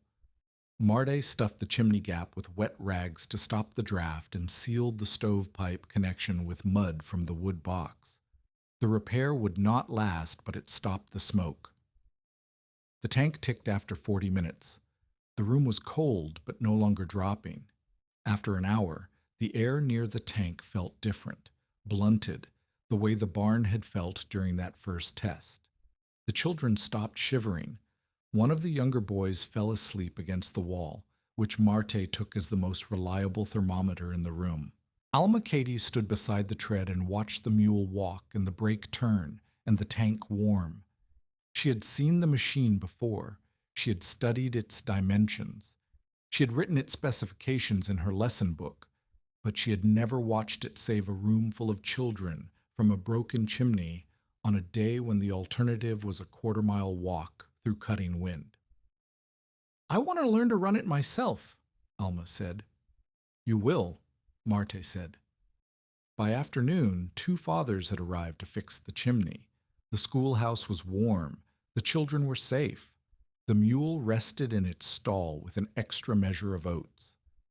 Marte checked the brake screw, the belt tension, and the tank level before she left. The rule board hung on the wall above the brake handle. The letters Burnt had burned into the pine were still sharp. Never run dry. The last thing his hands had written. If this story reminds you why preparation matters, share it with someone who needs to hear it. In Harrow Bend, the lesson spread because one girl refused to let survival stay locked inside one barn. Crow made his next move 3 days later. He came to the settlement meeting, the first one held since the blizzard, in the repaired schoolhouse, and announced that several parts of the original friction heater had been purchased through his store. He produced a ledger showing that iron strapping, nails, and tin sheeting had been sold to Marte Vangen, or obtained from inventory he had supplied to the general community. He argued that this gave him partial ownership of the design and the right to manage its distribution. The room went quiet. Marte sat in the back row. She did not stand. Tollef stood instead. He walked to the front of the room carrying a wagon tire with a small K stamped into the curve. He set it on the table in front of Crow. The brake drum came from Kittel Vangen's wagon axle, Tollef said. The cast iron pipe came from Burnt Moan's tool stock. The bearing blocks came from a scrap pile. The lumber came from Marte's barn and timber Rufus donated after the storm. He turned to the room. The nails Crow sold her cost triple price. The tin sheeting was for the tank patch, 6 square inches. The iron strapping was $2 worth of barrel hoops. He looked at Crow. You want to own a machine because you sold the girl $2 of hoops? Laughter, not cruel laughter. The tired, relieved laughter of people who have been afraid of a man for years and have just watched him become small. Crow gathered his ledger. He left the schoolhouse without speaking. His reputation did not break that day. It cracked. The full break would come later. But Marte watched him leave, and she did not laugh. She knew Crow was not finished. Men who sold cold back to people did not stop selling because of one meeting. They found new things to sell. Winter settled over Harrow Bend for the 3rd time since Marte had been exiled to the freight barn, and for the first time, the settlement did not hold its breath. The change was visible in small things. The woodsheds were stacked differently now, green wood on one side, marked with charcoal slashes, dry wood on the other, and Rufus Bell walked the line twice a month, counting both. He counted the way Marte had taught him, pulling splits at random to check the faces, running his thumb along the grain, rejecting anything that hissed when he held it near a flame. The man who had insisted green timber burned fine now rejected logs he would have stacked without a second look 2 years earlier. The schoolhouse ran Burnt's heater on the coldest mornings. Alma Katie had learned to operate it herself, leading the mule onto the tread, engaging the brake by quarter turns, listening for the belt's pitch, checking the tank temperature by touch. She ran the machine before the children arrived, so the room was warm when they walked in, and she shut it down after the last student left so the mule could rest. She had posted Burnt's rule board next to the alphabet sampler on the wall, and the children read both with equal familiarity. Never Run Dry sat beside A is for apple, and neither seemed strange. Randy Flatten's cabin heater had been rebuilt in the spring, with a proper oak frame and a new tank sealed with lead sheet. Her mule, a stubborn gray named Pastor, worked the tread with a resigned patience that suggested he understood the arrangement. Walk for warmth, rest for oats, repeat. Randy's children slept through cold nights without waking, which was the metric she cared about. The freight barn, Marte's barn, had become something the settlement did not have a word for. It was not a shop. It was not a school. It was not a smithy. It was the place where people came to learn how heat worked. A typical morning in the barn's 3rd winter looked like this. Marte at the workbench, shaping a brake shoe from iron strap, filing the curve to match the drum it would grip. Tollef at the tread frame, assembling a new platform for a farmer named Gunder Haugen, who lived 6 miles west and had lost 2 calves to cold the previous January. Bram on the tread, walking his morning shift, turning the shaft that kept the barn warm while they worked. Sable in her stall, retired from tread duty after her foreleg never fully healed, eating hay with the dignified slowness of a horse who has earned the right to stand still. Tools hung on pegs along the wall, Burnt's wrenches, Kittle's draw knife, files and calipers and belt punches accumulated over 2 years of building. The rule board hung above the brake handle, its letters darkened by smoke and time, but still legible. Marte had added 2 rules of her own beneath Barent's 5. Check the water before you check the brake. If the horse tells you to stop, stop. She taught every person who came to learn. She did not charge. She did not withhold. But she had one condition that was not negotiable. Every learner had to assemble and disassemble a brake before they touched a horse. She made them do it cold, hands stiff, iron heavy, screws resisting. She made them thread the adjustment screw in the dark by feel alone. She made them listen to a belt running true and a belt running crooked, and she did not let them near the tread until they could tell the difference without looking. She made farmers who had never thought about friction or heat transfer or mechanical advantage sit on a hay bale and understand why a 1,200-pound horse walking at 2 miles an hour on a slope of 8 degrees could produce enough waste energy to warm a room, and why that same machine, operated carelessly, could kill the horse, burn the barn, or scald the operator. The teaching was not gentle, it was thorough. The distinction mattered. Gunder Haugen built his heater in 10 days with Tollef's help and Marte's inspection. He made 3 mistakes that Marte caught: a bearing block mounted a 1/4 inch too high, a belt stitched with single thread instead of doubled, and a brake band lined with dry rawhide instead of wetted. Each mistake would have caused a failure. Each failure would have happened at the worst possible time, because machines do not break when conditions are easy. She showed Gunder each mistake. She did not shame him. She explained what would have happened and made him fix it himself. When the heater ran its first test, the mule walking, the brake engaging, the tank ticking as it warmed, Gunder stood in his barn with his hands at his sides and his mouth partly open, wearing the expression of a man who has just watched something impossible happen inside a building he owns. "It works," he said. "It works because you built it correctly," Marte said. "It will stop working the moment you stop checking it." Word traveled, not fast. There were no newspapers in Harrow Bend, no telegraph office, no way to announce anything except by mouth and by road. But teamsters talked. Farmers who visited neighboring settlements mentioned the horse-powered heater the way they mentioned a good well or a reliable blacksmith as practical information worth sharing.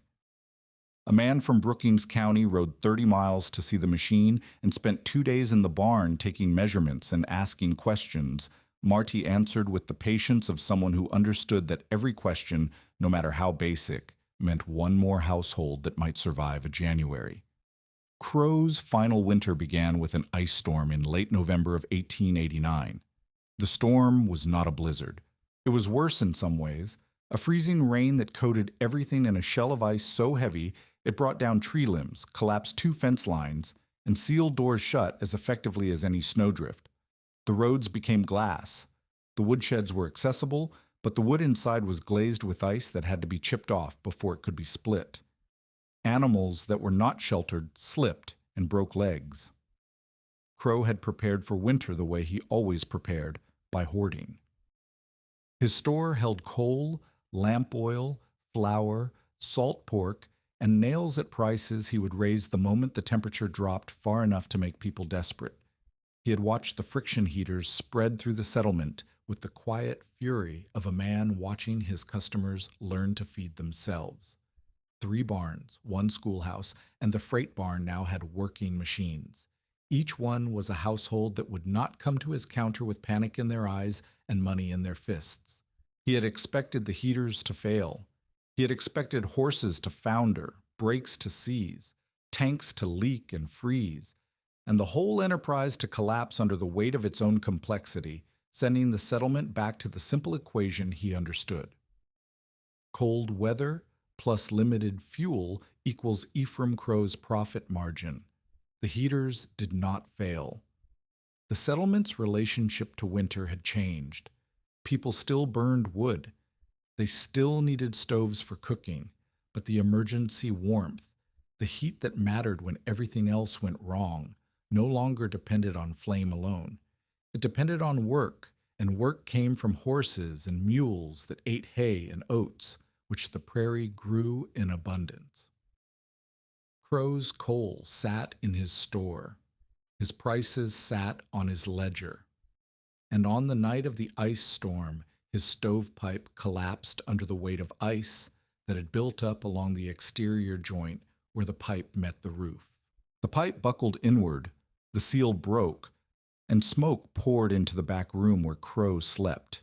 He woke coughing. He stumbled to the stove and tried to refit the pipe, but the ice had warped the joint and the metal would not seat. He opened the stove door to kill the draft, and the fire died, and the room went cold. Crow's store had no friction heater. Crow's store had a stove, coal, and a man who believed that heat belonged to whoever held the fuel. The temperature outside was 9 degrees above zero and falling. The ice made the road to any neighbor treacherous. Crow's coat was hanging on a hook near the stove, soaked with smoke. His boots were by the door, their laces frozen stiff. He was found the next morning by Tollef and Rufus, who had come to check on the settlement's outlying buildings. He was sitting in his store behind the counter, burning pages from his account ledgers in a tin pan. The fire gave enough light to see his face, drawn, gray, furious. He had been feeding the pan with paper for hours. The floor around him was scattered with the curled black remnants of debts, credits, and balances that had once represented his control over every household in Harrow Bend. Tollef looked at Rufus. Rufus looked at Tollef. Marte said to bring him, Rufus said. They brought Crow to the barn. He walked between them on the icy road, one man on each arm, his pride making every step a negotiation between his legs and his dignity. He expected humiliation. He expected Marte to stand in the doorway and make him ask for what she had offered freely to everyone else. He expected to pay for 2 years of mockery, pricing, and sabotage in the currency of public shame. Marte was adjusting the brake when they arrived. She looked up, saw Crow, and said, "Check his hands." Tollef checked. The fingertips were white but not gray.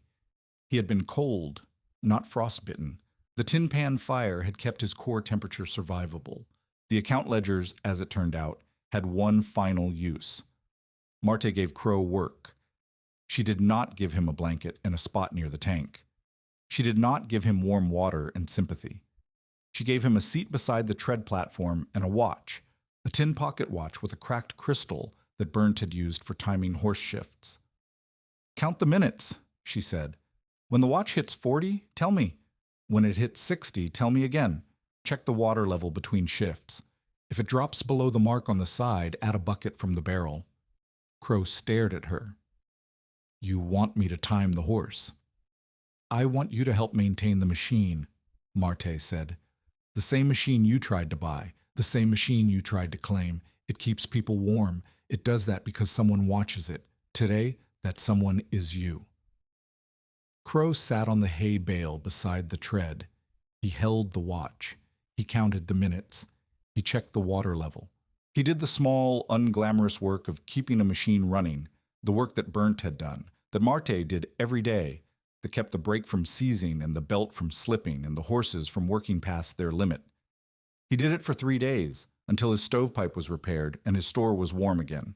On the 3rd day, as he stood to leave, he stopped beside the tank.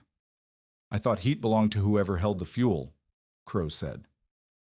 Marte was filing a brake shoe. She did not look up. "No," she said.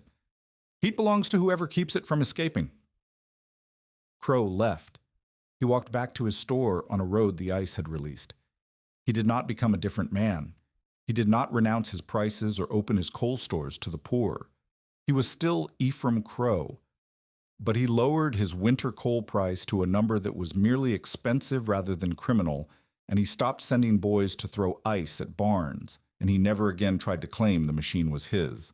It was not redemption. It was adjustment. The settlement understood the difference and accepted it the way practical people accept imperfect outcomes, with a shrug, and the knowledge that the balance had shifted enough to live with. Tollef Breke had been building things in Marte's barn for 2 years before she noticed that he brought straight-grained oak, not lumber from the common pile, not salvaged boards from abandoned claims. Straight-grained oak, hand-selected, carried on his shoulder from a stand of timber 7 miles south that he traveled to before dawn so no one would see him making the trip. The oak was dense, fine-grained, and dried to a hardness that rang when Marte tapped it with a file. It was the kind of wood a person brings when they want the thing they are building to last longer than the season. She noticed because the tread platform he was constructing for Gunder Haugen was built from this oak, and the platform would outlast the barn it sat in. Nobody builds a temporary machine from permanent wood unless the building is not the point. The courtship happened the way courtship happens between people who work with their hands, through materials, not words. Tollef brought oak. Marte corrected his belt alignment. He learned to ask before improving her designs, which took longer than learning the belt. She trusted him with Bram, which took longer than anything. They did not discuss feelings. They discussed bearing tolerances and brake pressures and the optimal angle for a tread slope when the animal weighed less than 1,000 pounds. They argued about rivet spacing the way other couples argued about curtain fabric. They agreed on the things that mattered, that machines should be built to be maintained by the person who used them, that safety rules were not suggestions, that Bernt's name belonged on every rule board, and disagreed on the things that did not, which kept the arguments interesting.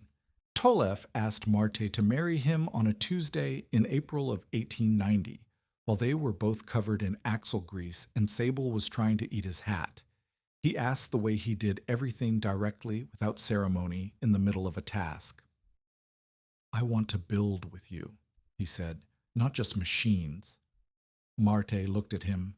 She looked at Sable eating his hat. She said, "You need a new hat." They married in the schoolhouse in May. Alma Katie signed as witness. Rufus Bell stood at the back and said nothing, which was the most respectful thing Rufus had ever done at a public gathering. The circuit preacher performed the ceremony and asked afterward to see the horse-powered heater, which he had heard about from 3 different settlements. The marriage was a partnership in the oldest sense, 2 people whose combined labor produced more than either could alone. Tollef could translate Marte's designs into frames other farmers could copy without supervision. Marte could diagnose a machine's problem from its sound alone. Together, they built heaters faster, taught more effectively, and maintained the growing network of machines that now stretched beyond Harrow Bend into neighboring settlements. Their first child was born in 1891 in the barn in February, while Bram walked his morning shift and the tank radiated heat into the room where the midwife worked. The child arrived warm. Marte considered this the machine's finest testimonial. Their second child was born in 1893 in the house Tollef built that summer, a proper house with a stone foundation, planed boards, and a friction heater in the cellar that kept the floor warm through January. The house sat on the same lot as the freight barn, which Marte refused to tear down. The barn was where the machine had been born. It stayed. The years compressed the way years do when the work is steady and the seasons repeat. Marte and Tollef operated a repair yard and winter shelter. They raised children who grew up knowing belts, brakes, horses, and heat as ordinary winter knowledge, not miraculous, not legendary, just the way things worked. The children learned to count wood the way their mother counted it, honestly, and to check machines the way Burnt had checked them, thoroughly, and to share what they knew the way Marte shared it, freely. By the middle of the 1890s, Harrow Bend had a schoolhouse emergency heater, 3 barn warming rooms, a community tank heater near the freight road where travelers could warm themselves and their animals, and written safety rules copied into neighboring settlements by hand. The rules always began with Barent's 5 and ended with Marte's 2. The boards were made of pine, and the letters were burned in with heated nails, and every board carried the same warning at the top in letters larger than the rest: never run dry. Travelers learned that Harrow Bend was where a horse could warm a room without flame. Some came to see it. Most came to learn it. A few came to buy it, and Marte sent them home with instructions instead, because heat that could be bought could be hoarded, and heat that could be learned belonged to everyone who needed it. The operation grew until it no longer needed Marte at its center. Alma taught the school children. Tollef trained the builders. Rufus counted the wood and enforced the greenwood separation with the zeal of a convert who remembers his own error clearly enough to prevent it in others. Randy Flatten, who had arrived at the barn as a widow with 1 mule and 3 cold children, became the settlement's most reliable machine operator and eventually taught women from 4 neighboring farms to run their own heaters. Marte stepped back. Not entirely. She still inspected every new machine before it ran, still filed brake shoes in the barn on cold mornings, still checked Bram's legs, though the old horse had not worked the tread in 2 years. But she stepped back enough to see the shape of what she had built, and the shape was not a machine. It was a habit, a way of thinking about heat and work and winter that did not depend on any single person or any single barn. Burnt had said, "A machine is only good if the weakest person may stand near it safely." Marte had made that true. The weakest person in Harrow Bend, the widow, the child, the old man in the claim shanty, could stand near this machine and be warm. That was enough. That was more than enough. She kept her father's harness knife on a peg beside the brake handle in the barn. Beside it, she hung Burnt Moan's worn brake wrench, the one from his canvas roll, the one he had carried through 20 years of solitary repair work and 2 miles of whiteout. The 2 tools hung side by side, iron, and every person who entered the barn saw them and knew whose hands had made this possible. Within 10 years of the first blizzard, versions of Marte Vangen's emergency heater appeared in barns, schoolhouses, and freight stops across 3 counties in Dakota Territory. Most were simpler than hers. Some used mule treadmills. Some used sweep power, a horse walking in a circle rather than on a tread instead of the inclined platform. A few were built by people who had never met Marte, but had received the instructions third hand, copied onto paper, or spoken across a fence line. All of them carried the same warning, burned or painted or carved into wood above the brake handle. 3 words that had become the signature of every machine in the network: never run dry.